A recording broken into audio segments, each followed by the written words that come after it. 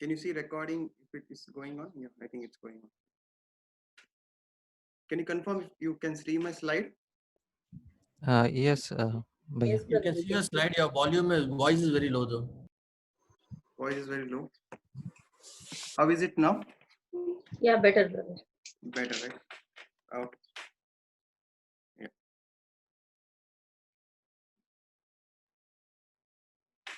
Just remember to record before you start, Bengi. I started recording. Are you able to see? Yeah, okay. Yeah.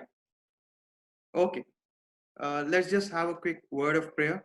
Um, Father, we thank you for this day. Thank you for your overwhelming love which you have shown upon us, Lord God. Thank you for this. We are so overjoyed, oh Lord God.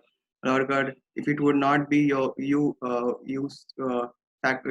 giving your Son to us, Lord God, and bringing close to us, Lord God, we would have gone. We would have been doomed to death and destruction, oh Lord God.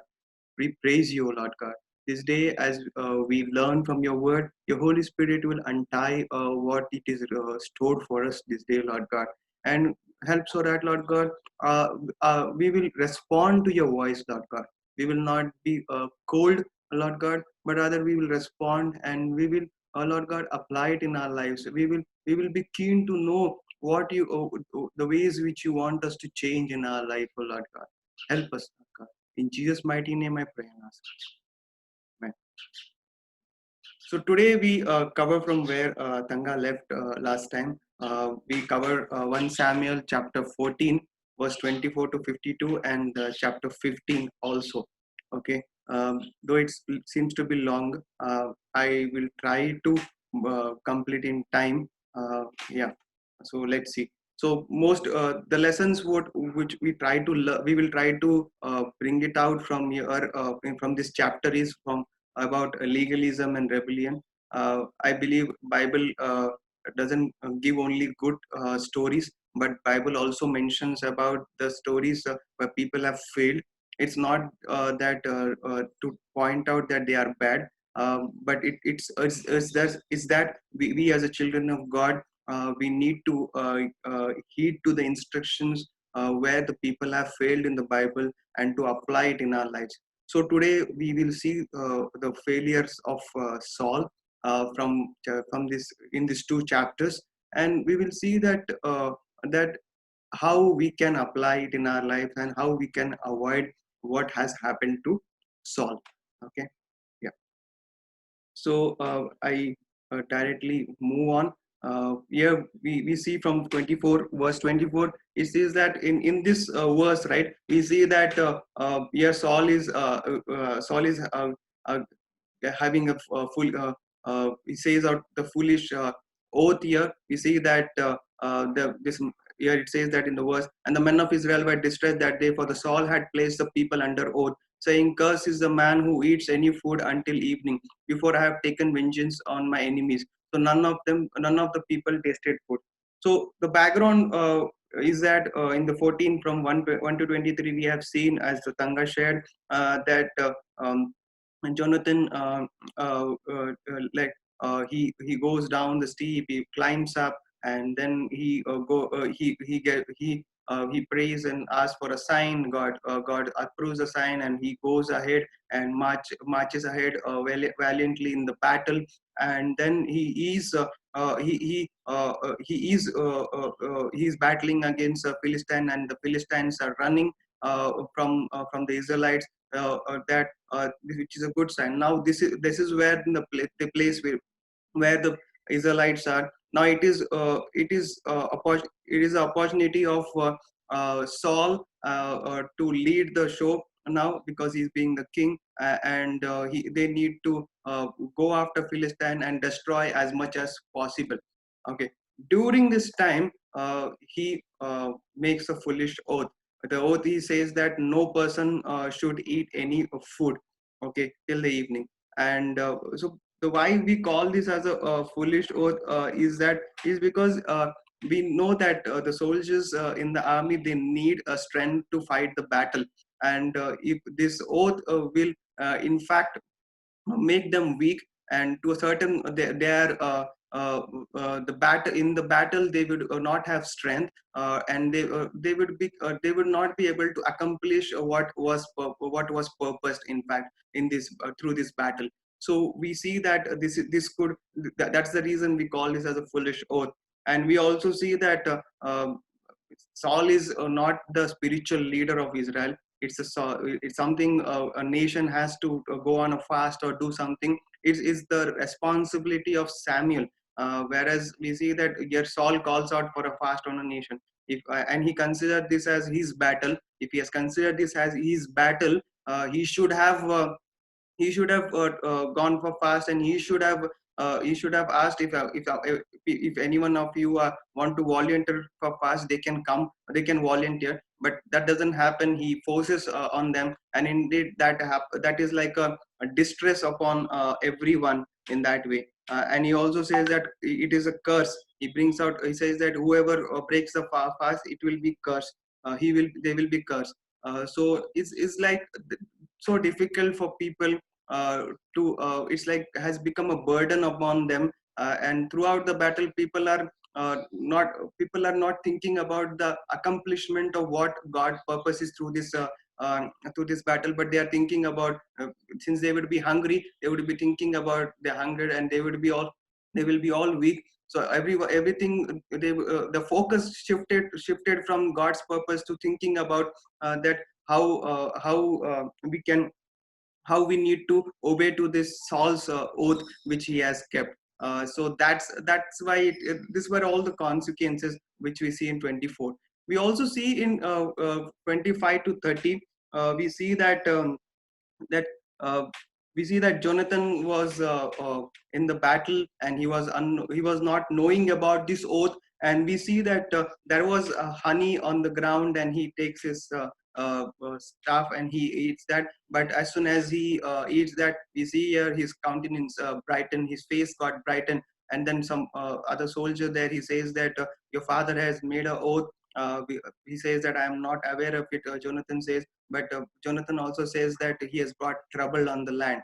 Okay, trouble on the land. And we see that in fact this is the honeycomb which is there, maybe it's only God's provision there for the people to eat, but even though the food is available before, they cannot eat because of this oath which they have taken. Only Jonathan misses it because he's unaware of it, whereas others hold on for no, others hold on thinking of about the oath in that way.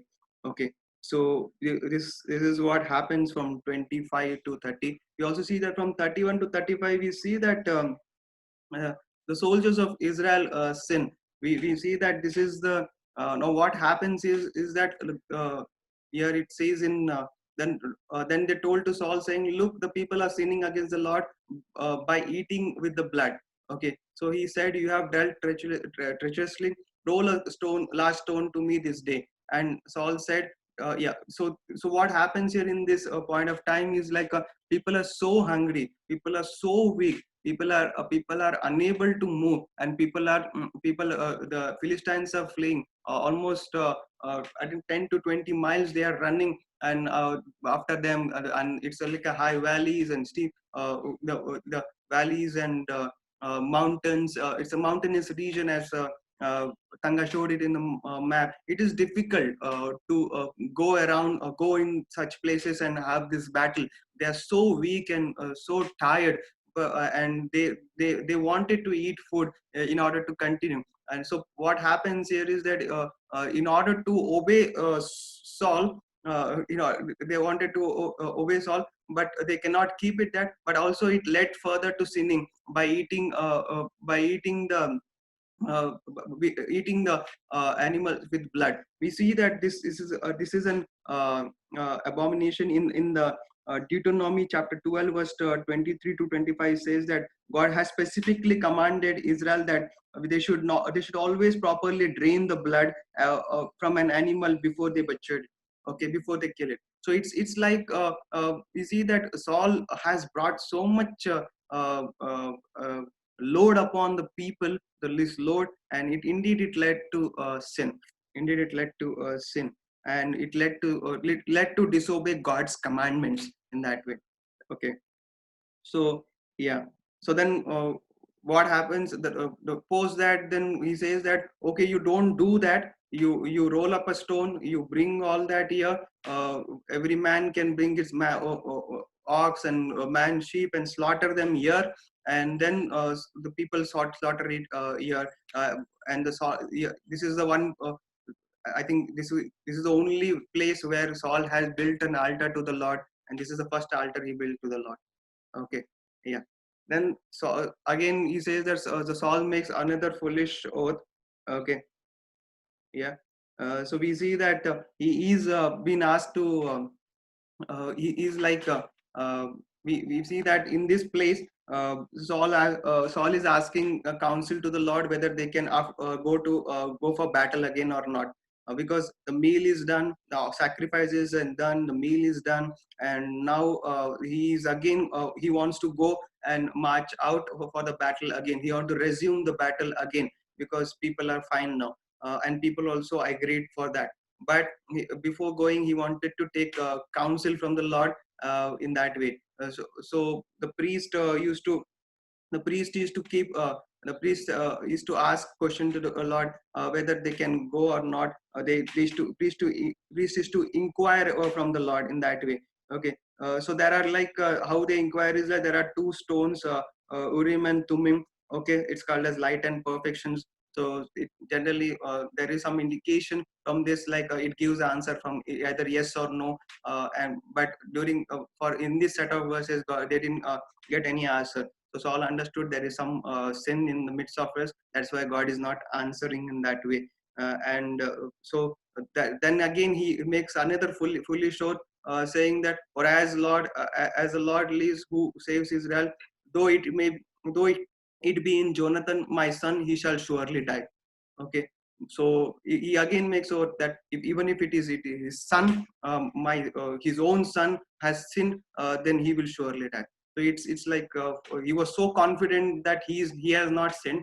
Okay, he has not sinned. He has not done anything wrong. He has not taken a foolish oath. He is so right in his at his own place, and he says that if even if it is his own son, he has to die in that way. Okay. So that's what. So now they put the lots here, and then they search for a perfect lot, and perfect lot. The people get segregated and only Saul and Jonathan are left, and Jonathan is brought forward. And so Jonathan was taken, and the Saul said to Jonathan, "Tell me what you have done." And Jonathan said, "I only tasted a little honey with the end of the rod that was in my hand, so now I must die." And Saul answered, "God, do so and more also, for you shall surely die, Jonathan." So we see the heart of Jonathan here. Okay, even though it's a foolish oath, even though he is unaware of this oath, even though he knows that it is now he's been submissive to the commandment of his father, and to what the oath in that has taken, and he is ready to die. He is ready to die. You see that heart of submission. The Even though he has not even though because he was innocent, he was not done anything wrong in that way. Even though he was innocent, he was ready first to submit and to die in that way.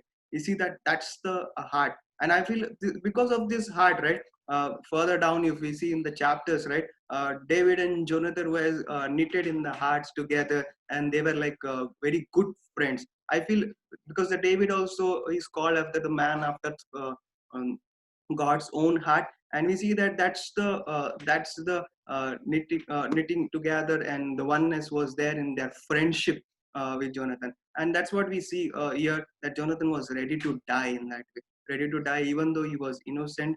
He was not aware of this. Yeah. So that's we see, and this is all uh, comes out. It points out that the Saul was all self-seeking in this. Saul made this oath. Saul commanded, and he wanted people to do in that way. It's all points out all the legalism, what it is there. Legalism is something what we see that we feel that God's commands are not sufficient for people to live a righteous life, people to live a peaceable life in that way. And we add more rules to that. in that way. It's similar to what here no one has told Saul to call out fast, but he himself call out fast, and he considered this as his battle, and he adds more oath on that, and he adds pressure on them, and it indeed leads to sin. And that's what happened when there is a legalism involved. We see that people will not fall into sin.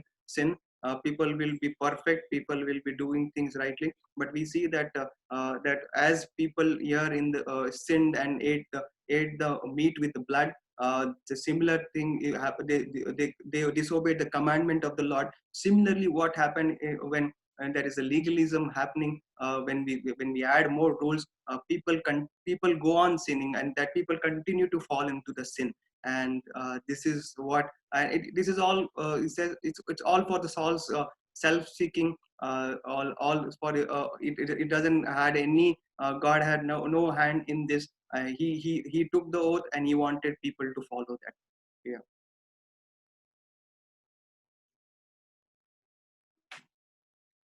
You see, but God had still plan in this. He didn't wanted Jonathan to be executed.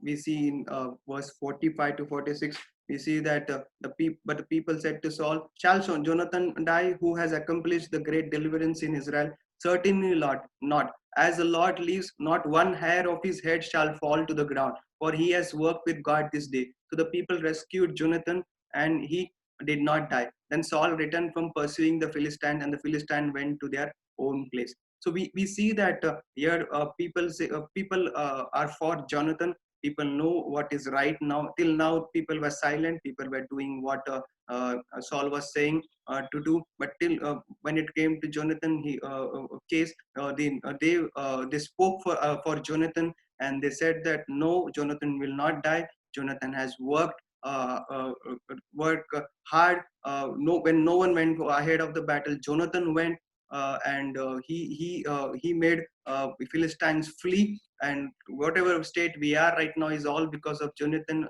who worked along with the Lord, and that's the reason he will not die. And in fact, this was, I think, God's work, and Jonathan was not executed in that way.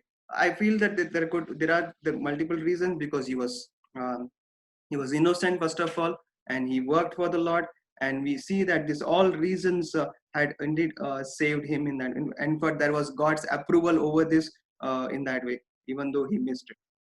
Okay, so 14, we see that there is this is the end of 14 verses. He said that this is a benediction to Saul's life. I make this as a statement to Saul's life, because further down we don't see Saul anywhere in the sense Saul's achievements or anything. It's all about Saul's failures, and how his life became terrible beyond from chapter 15 onwards. So I call this as a benediction for to Saul's life. All the achievements we see here, he fought against all the enemies of every side, against Moab, Ammon, Edom, Jobah, Philistines. Wherever he turned, he harassed them. He had an army. He attacked Amalekite. He and delivered Israel in the hands for those who plundered them. Then he had so many sons. He had so many daughters. Okay, he had a wife, and he all the commanders, and it's all mentioned who is their father, and who are every strong man he found in his territory. He is too closely attached to them. But all this was his achievements throughout all these 14 chapters. If you see, all these are the achievements. Beyond this, we will not find him. Okay, all these are the achievements. Okay, and we also see that even though all these achievements are there, at a face level, Saul may look very strong and very everything. Probably he could have he had achieved. He had good set of people, good family, and good command. He is commanding. Whenever he commanded, people were with him. Even though he was doing wrong, people were with him. People followed him. People obeyed him. That's a good we see. But at a heart level, right? At a heart level, he didn't knew the Lord. Okay, at a heart level, his heart was not synchronized with the heartbeat of the Lord. His heart was not knowing what are the purposes of the Lord. and it's like at a heart level he was very much shallow, but at a face level we see that he had all these achievements from 47 to 52, whatever we see here in these verses. So it's like for God, heart is more important. It should not be shallow. It should be synchronized with the purposes of God, with the heartbeat of God, and that's what God required. And we will see that why I say this as a statement, as a heart level. We will see that in chapter 15 as well, where God makes a statement about this. Okay, so I think we are good. So the key thing here is a legalism, uh, which caused people to fall, and I think we need to avoid that. We need to be careful that it's all leads to self-seeking and self-ideas, and he himself doesn't follow, but he wanted everyone. He imposes on Saul imposes on everyone to do that. So this is a key takeaway from this 14. Okay, I will well, in our conclusion I'll again speak about legalism more, but I want to draw this, that this is what 14 speaks more about. Okay, yeah, we move on to 15 now. Can I request one of you to read 15, chapter 15, because this is important chapter in Saul's life. Whole 15 chapter, if you can quickly read for me, that will be great.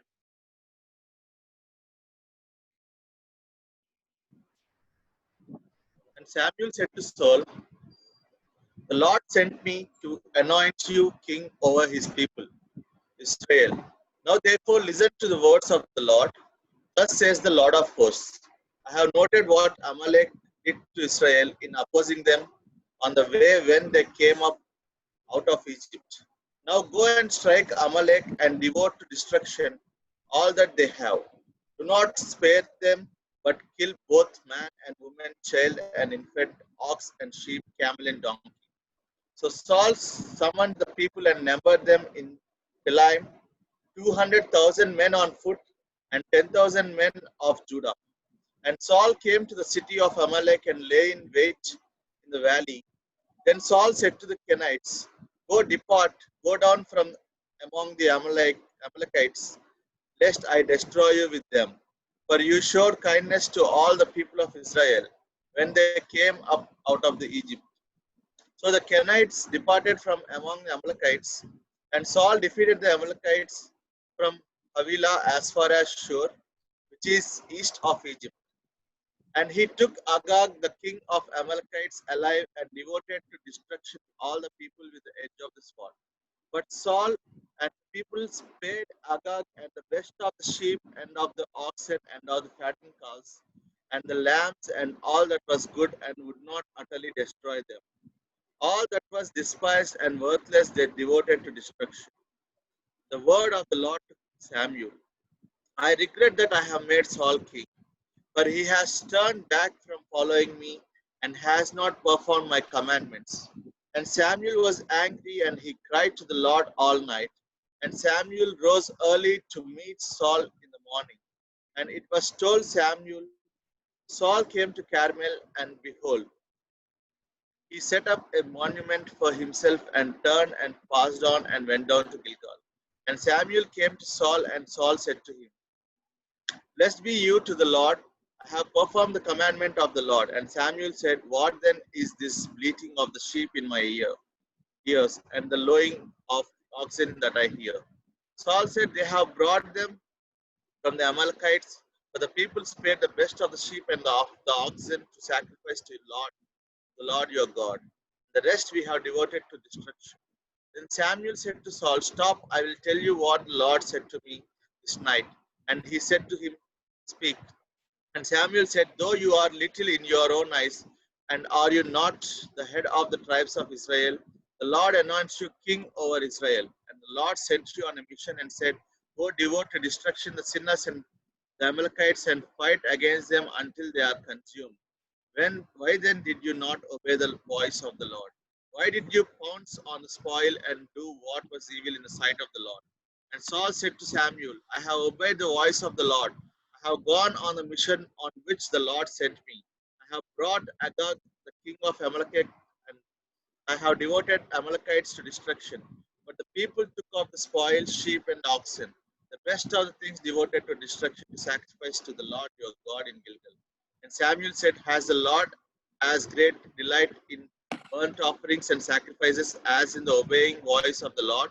Behold, to obey is better than sacrifice, and to listen than the fat of rams. For rebellion is as the sin of divination, and presumption is as iniquity and idolatry. Because you have rejected the Lord, the word of the Lord, he has also rejected you from being king. Saul said to Samuel, I have sinned, for I have transgressed the commandment of the Lord and your words, because I fear the people and obeyed their voice. Now therefore, please pardon my sin and return with me, that I may bow before the Lord. And Samuel said to Saul, I will not return with you, for you have rejected the word of the Lord, and the Lord has rejected you from being king over Israel. As Samuel turned to go away, Saul seized the skirt of his robe and it tore. And Samuel said to him, the Lord has turned the kingdom of Israel from you this day, has given it to a neighbor of yours who is better than you. And also the glory of Israel will not lie or have regret, for he is not a man that he should have regret. Then he said, I have sinned, yet honor me now before the elders of my people and before Israel, and return with me that I may bow before the Lord your God. So Samuel turned back after Saul, and Saul bowed before the Lord. Then Samuel said, bring here to me Agag, the king of Amalekites, and Agag came to him cheerfully. Agag said, surely the bitterness of death is past. And Samuel said, as your sword has made women childless, so shall your mother be childless among women. And Samuel hacked Agag to pieces before the Lord in Gilgal. Then Samuel went to Ramah, and Saul went up to his house in Gibeah of Saul. And Samuel did not see Saul again until the day of his death. But Samuel grieved over Saul, and the Lord regretted that he had made Saul king over Israel. Yeah. Thanks, Sandeep. So we see here, here we cannot go verse by verse considering the time, but we see here that the Amalekites are the people, right? Here, for few of us, it may be new to know about Amalekites, but I would just try to summarize who are these people. Okay, so these people were not foreign to Israelites. They were always uh, like they were always like a enemy to Israelites. They were always coming against war, coming a war against Israelites in that way. So we see that these are the people who are dwelling in the southern part of Canaan. Okay, so we see that when the Israelites left Egypt and set out toward Canaan, this is written in Exodus 17. Well, we'll again read about it. Okay, there's something remarkable to learn from that. But it's like in Exodus 17, we see that they were the people, they were the first of the nations from the Canaanites who has come against Israelite for war in that way. Okay, and we also see that Gideon fights against Amalekites only, and he was so terrified that he asked for multiple signs, asking that, Lord, are you going to be with me? Is your presence going to be with me? So this was he was dreadful about them also in that case. So we see that this is also one of the situation where Gideon has to fight with the Amalekites. It's mentioned in Judges 6:3 also. And then we also see that David attacks and which overruns the city of Ziklag and captures the families and goods of David and his men. So this is a nation which David attacks. Okay, and that is written in 1 Samuel chapter 27. Okay, so we see that this is what it is mentioned about. Okay, but we will have many questions here. Okay, why God has commanded to kill the entire nation and the cattle? It's not something new. Okay, it's not something new. We see in Deuteronomy 29:16-18, as you see on the slide here. I'll read it for you. Only in the cities of these peoples that the Lord your God is giving you as an inheritance, you shall not leave alive anything that breathes, but you shall utterly destroy them, the Hittite and the Amorite and the Canaanite and the Perizzite, the Hivite, and the Jebusite, as the Lord your God has commanded you, in order that they may not teach you to do according to all their detestable things which they have done for their gods, so that you would sin against the Lord your God. So the command to kill an entire nation and their cattle is the reason why God mentions this is in this verse 18, so that we will not learn, the Israelites will not learn all the detestable things which they used to do for their gods. And in fact, when they do that, Israelites will sin, and their destiny, their eternal destiny, they will miss it, because they are the people of God, and God wanted them to follow and obey His commands. So that's a key reason why He wanted to why God wanted to kill an entire nation and the cattle. So maybe this question would have popped on your mind. Okay, some other questions which may pop on your mind, come to your mind. Why does God order annihilation of entire nations in the first place? Why are cattle and even innocent children to be destroyed? Why are Amalekites specifically named as those to be wiped out? Why is the later generation of Amalekites punished because of the sins of the earlier generation? Why is Saul sparing of one man and a few cattle such a serious offense to God? Hopefully you got these questions on your mind. Yeah, I think first and second I just answered, considering Deuteronomy. Okay, but I want to say that we see that the annihilation is also mentioned in the Exodus chapter 17 verse 8 to 15. Okay, it's something key thing is mentioned in the Exodus 17. We'll try to answer that. Okay, yeah, annihilation of Amalekites. Then Amalek came and fought against Israel at Rephidim. So Moses said to Joshua, "Choose men for us and go out, fight against Amalek. Tomorrow I will station myself on the top of the hill with the staff of God in my hand." And the Joshua did as Moses told him, and fought against Amalek. And Moses, Aaron, and Hur went up to the top of the hill. So it came about when Moses held his hand up that Israel prevailed, and when he let his hand down, Amalek prevailed. But Moses' hands were heavy. Then they took a stone and put it under him, and he sat on it. And Aaron and Hur supported his hands, one on one side and one on the other. Thus his hands were steady until the sunset. So Joshua overwhelmed Amalek and his people with the edge of the sword. Then the Lord said to Moses, "Write this in a book as a memorial, and recite it to Joshua, that I will utterly blot out the memory of Amalek from under the heaven." And Moses built an altar and named it to the Lord. The Lord is my banner. And he said, "The Lord has sworn. The Lord has sworn. The Lord will have war against Amalek from generation to generation." So we see here that this has already been written.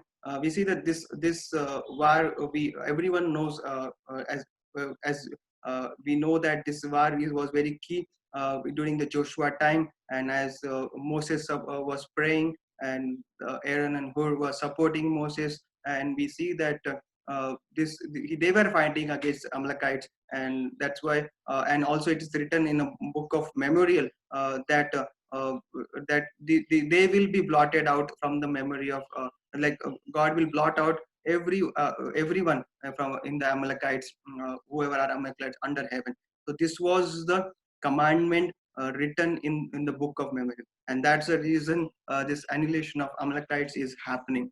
Okay, and so I want to say that the weightage for this promise, it's very much important. What God said in the past, in the Exodus before 400 years back, is coming into pass during the Saul's time. And so Saul has to take this as a very serious kind of thing. I think there is no excuse in this, because every Israelite knew about this. Every Israelite knew about this because it is written as a book of memory. Okay, there's no excuse to this. Whatever God has said, they have to do that, and it is coming. This promise is coming to pass during Saul's time, and it's coming in 1 Samuel 15. Okay, 1 Samuel 15. Move ahead.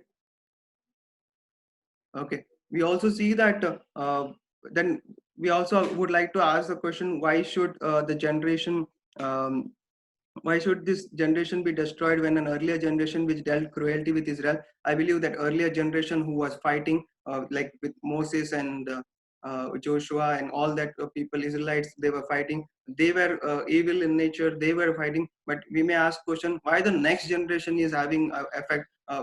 Why God has to blot out them? Okay. We also see that the answer to this is in Genesis chapter 15 verse 16, that uh, that uh, that it says that the reason given here is the delay is that iniquity of the Amorite is not yet complete. Okay, the reason is like God waited for 400 years. God waited all the time for 400 years, so that this is the time, if anyone repents and comes back, God will consider that. Okay. um, we see that the same case happens when Jonah was sent to Nineveh, and we see that this nation Nineveh, along with the king and the other people, they go in the sackcloth, they put ashes and go into sackcloth. God passes the judgment that this will Nineveh will be destroyed completely, but their response was different. They repented, they came back to God, and God saved the whole nation. Okay, God saved the whole nation. Similarly, if Amalekites, we would for all these 400 years was is a really long time. They would have responded and repented. God would have uh, uh, nullify this what He had said, but they didn't do that. And we see that the sins, probably the sins of the next generation were much more in advance when compared to what it was during Moses' time. And we see that that's the reason, and that sin had effects on everywhere, in their own families, to the cattle and everything. So that's why nothing was to be left. Everything should be blotted out. Okay, that's the reason we see that we need, God said that now we are able to answer the annihilation of Amalekites. Now we also see that why they have to be swept out completely in that way. Okay, let's see Saul's disobedience to this.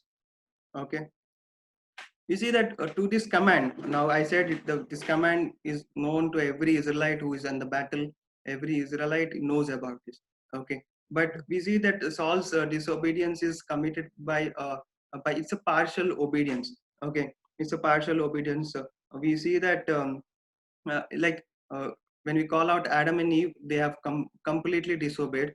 But when we see that Saul disobeying, why we call this as a partial obedience, is like we see that here uh, he was asked to destroy all the cattle.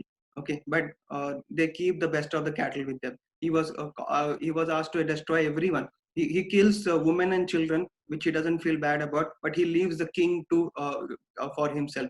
Probably he wants to like if a in a battle, right?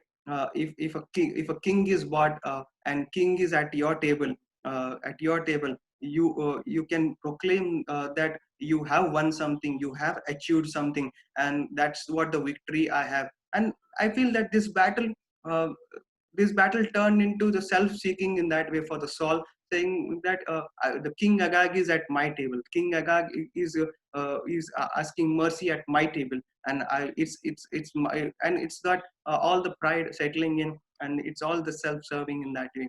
And probably this could be the reason we see that this is partial obedience. And but whereas Samuel confronts him, saying that even though you have done partial obeyed, but it is complete disobedience.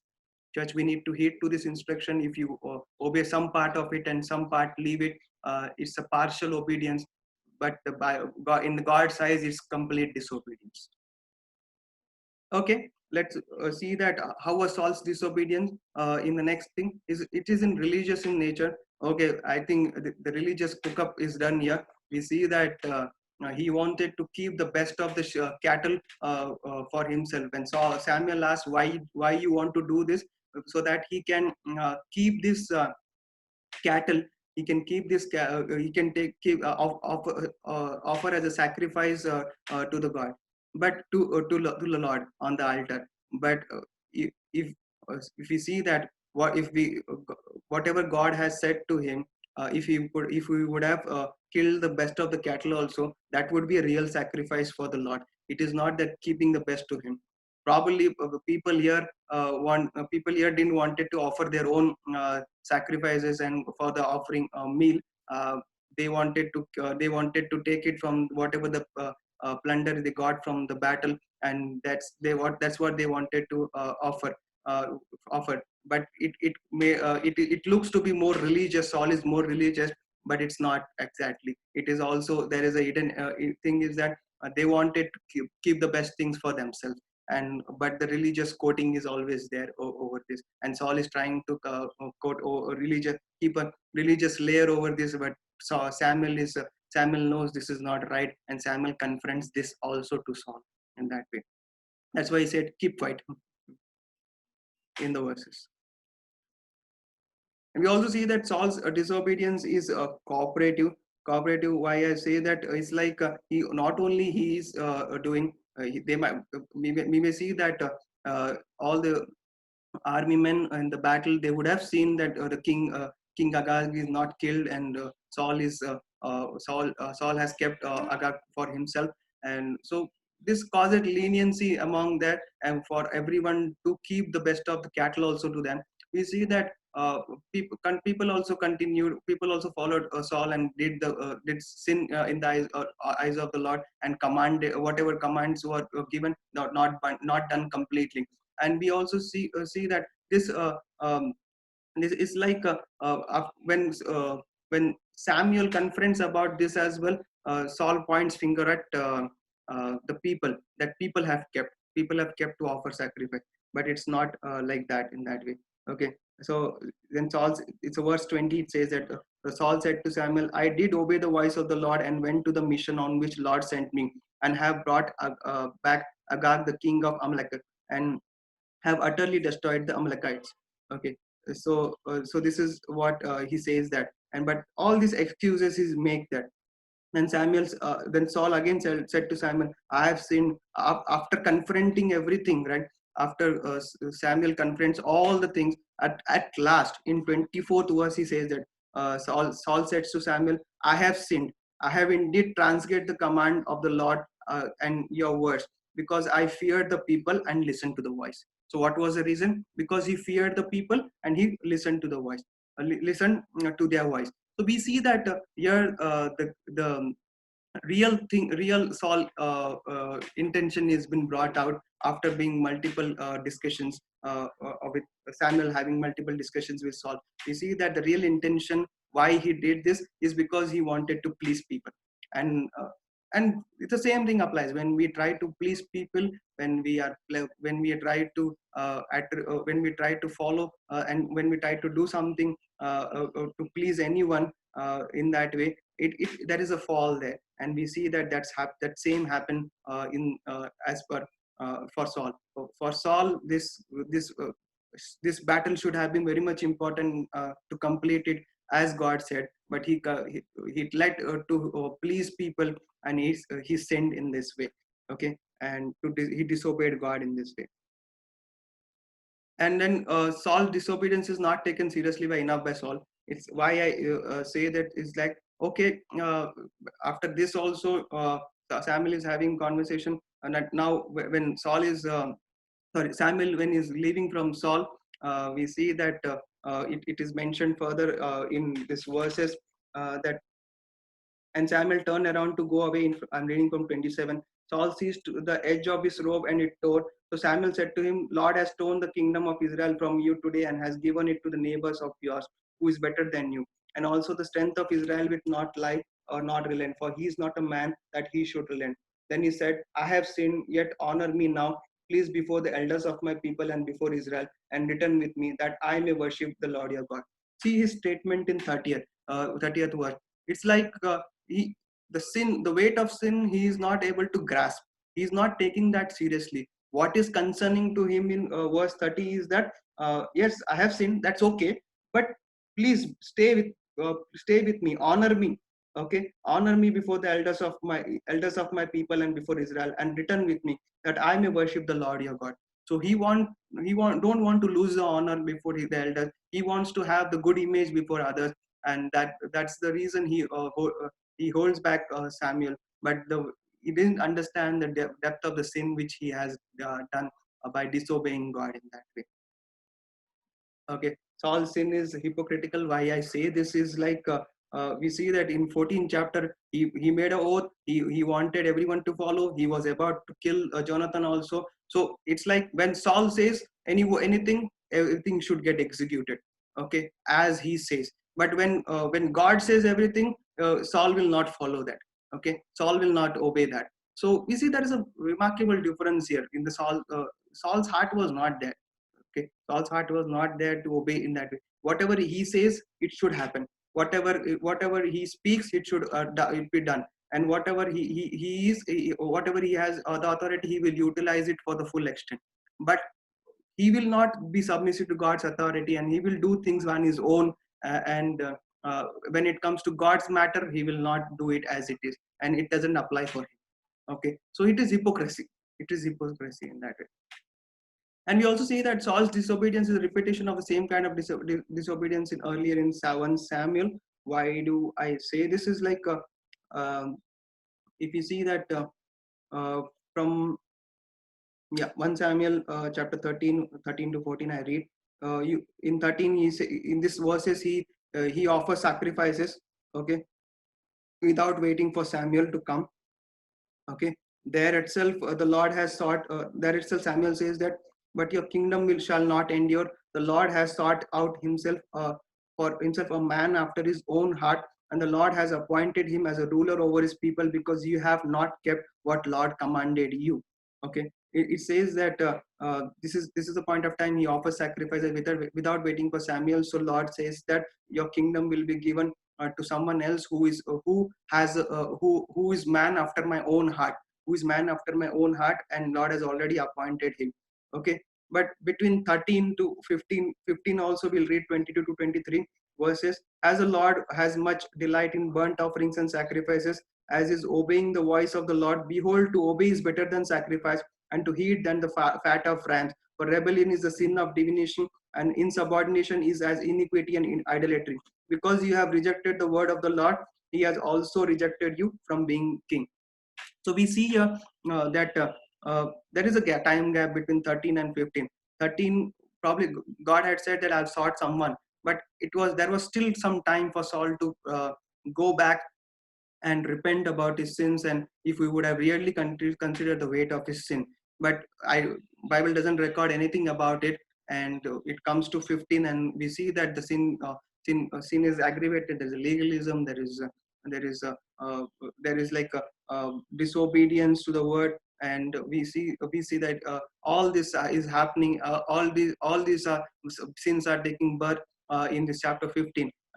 And we see that for sure now in 15th verse, for sure Samuel says that God is not a man who will change his mind. He is going to take your kingdom out, and that actually happens in that way. Okay, so overall this is all Saul's disobedience, and this is where it looks if we may identify ourselves in this any of these points, please make a note of it. Okay, if God is speaking to you any of these points, please make a note of it. Do not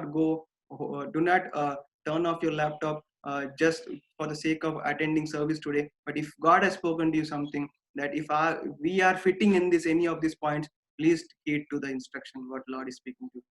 Okay, let's have the governing principle. So this is the principle which is laid down, is said by Samuel, that it's so important that as the Lord has a great delight in the burnt offering or sacrifice, okay, as in obeying the voice of the Lord. So here it says that obeying the voice of the Lord is much more important than what you offer burnt offering or sacrifices, because they kept the best of the sheep. They wanted to offer sacrifices. That is not important. Obeying the voice of the Lord is important. Okay, obeying the voice of the Lord is much more important. We may do n number of things. We may do n number of things. We may equip ourselves in the knowledge of some knowledge. We may equip ourselves. We may attend church service every day, meetings every day. We may give our time every day. We may do n number of things, n number of things. But if we are not obeying God's word as is, what is written in the Bible, okay, as is, then we are not obeying at all. that's partial and if you are, and I would say that that's so, if you are obeying partially also, that's also disobedience. So God doesn't want your sacrifices. Okay, stop all that. Start obeying the voice of the Lord first, and that is more important. Obeying is better than sacrifice. Okay, because then 2030 says that, see other people who doesn't know the Lord, they sin because of their ignorance. But when you know the word of the Lord, even though then you sin, that's a sin of divination. Okay, that's a sin of divination, and that's what it says here. That we even though we know, even though if we know the word of Lord and we don't do that, that's more than the sin of divination, and it is equal to iniquity and idolatry in that way. So that's the governing principle. Obeying the word of God, obeying the commandment of the Lord should be our key purpose for our life as a follower of Christ. I'll repeat again: obeying the word of God, following the word of God should be our key purpose as a follower of Christ. Okay, we see that later on we see that Samuel fully carries out the God's command. Okay, in 32 to 35 we see that now the king Agag feels that Saul has not killed, so he is all fine in that way. But we see that he's been brought ahead, and Samuel, since God has told everything should be killed, Agag was still left over. So Samuel does this task, and Samuel he kills him in pieces. This is not taken as a sin, because this was God's command. And was supposed to do. Saul was deep involved in his own image and before elders and all that. So Saul was not at all considering the sin of the weightage of his sin. So Samuel has to do this task, and Samuel did it, and Samuel obeyed Samuel completed the God's command as is in that way. Something we need to take a note here also, that Samuel did it in that way. Samuel completed the God's task as is, and Samuel's heart was keen to complete God's command as is, and that's what he completed in that way. Okay. Yeah. Yep. I'm in the closing now. Okay. Closing now, but I'll speak a few minutes here. This is so very important for us. Okay. So we see here there is rebellion involved, right? We see here that Saul obeyed partially, which he liked, disobeyed, which he didn't like, and he wanted to do things in his own way, which he did it. Okay, and he wanted to keep Agag for himself, maybe for his pride, for sake, or maybe to show everyone that he has won over this nation in that way. But was it his battle? No, it is God's battle. It's God, what he spoke in the Exodus 17, 400 years back, that has to be executed. So sometimes we fit in this category of like rebellion, that yes, I will do my own way. I know what I have to do. I know this is my life. I know I'll take things on my own.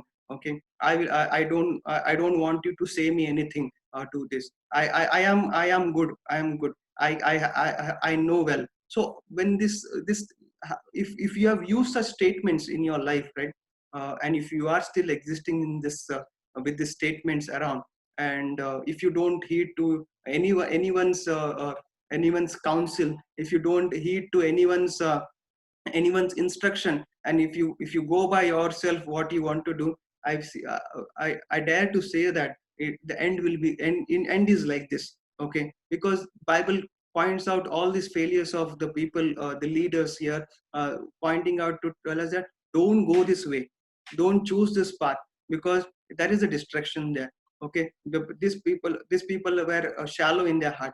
So if we are in continuously living in a rebellion state, doing things on our own way, on not heeding to anyone's instruction, anyone's counsel, anyone's guiding, doing all things on our own mind, the way which we feel is the best, I feel that we need to be careful. We are on a danger path. We are on a we don't know what I don't have much words to speak, but I feel you understand the intensity of this sin going on. It may be sometimes the instruction may come through your wife, which always come to me always. Okay, sometimes the instruction may come through your leaders. Okay, sometimes the instruction may come through Holy Spirit, sometimes the instruction may come through the Word of God. Okay, uh, but if you continuously try to deny everything and to say that no, I am going to do what I want to do, please go ahead, do it, do it. Saul did it, you also do it, please. God gives multiple chances. God gave Saul in 13 also and 15, so please go ahead and do it. And it says that partial obedience is disobedience. Yes, you may obey partially for some times, okay, but I would say that it's disobedience. That is not the right thing. Okay, we cannot pick and choose the because Bible has a complete counsel, and it's a complete counsel of Word of God. We need to take entire counsel. We cannot take what we like and what we don't like. Okay, so we need to heed everything in that way. So let's stop being partially obedience in that. Yes, legalism. Yeah, we see this in 14th chapter when we are self-seeking, adding more rules, and then we start pointing fingers on others. So Bible also, Jesus also mentions in Beatitudes, look at the don't look at the speck of the other person's eye, because there is a great log in your own eye. Okay, we cannot see what is there in us, but we try to point fingers at other person. So be careful. Let's not enter into this legalism in that way. Okay. uh, the last thing I want to say that you see this man taking a sharp knife and cutting the branches. Okay, I was reminded of this picture. I was just when I was just preparing. Okay, this connects back to John chapter 15, right? I am the vine, you are the branches. Okay, the branch does not bear fruit, you will cut down and thrown into fire.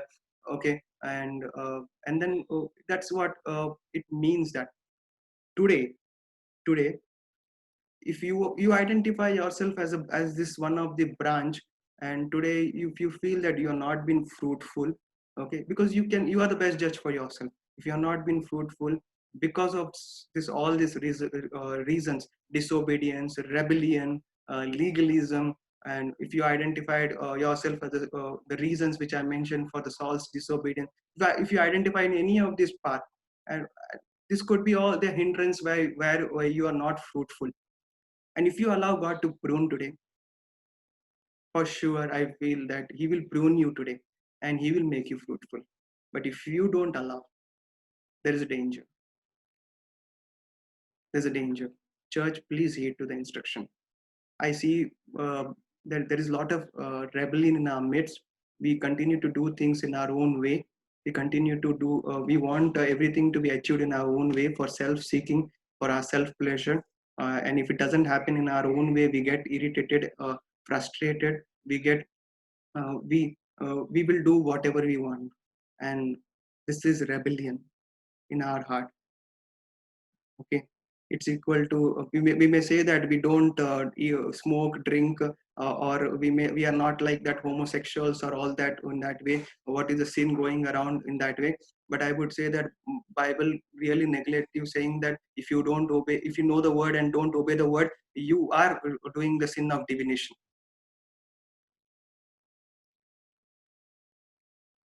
Church, please heed to the instruction.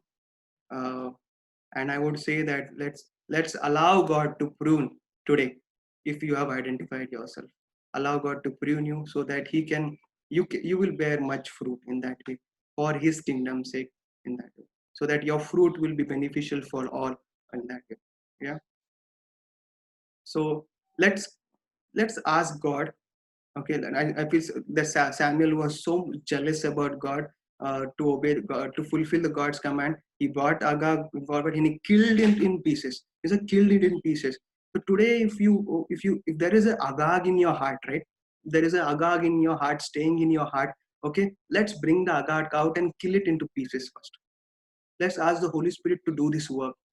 Kill it into pieces and offer it to the Lord. Offer it to the Lord. When Agag is offered to the Lord, Lord is pleased. That's the best sacrifice we can give it to the Lord.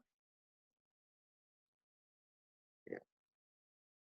With this, I close and I ask Aaron to lead us in worship.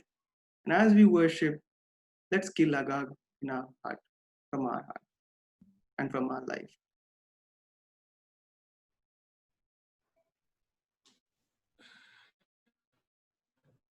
Yeah, thank you, Venki. Can you hear me? Yes, yes. Yeah.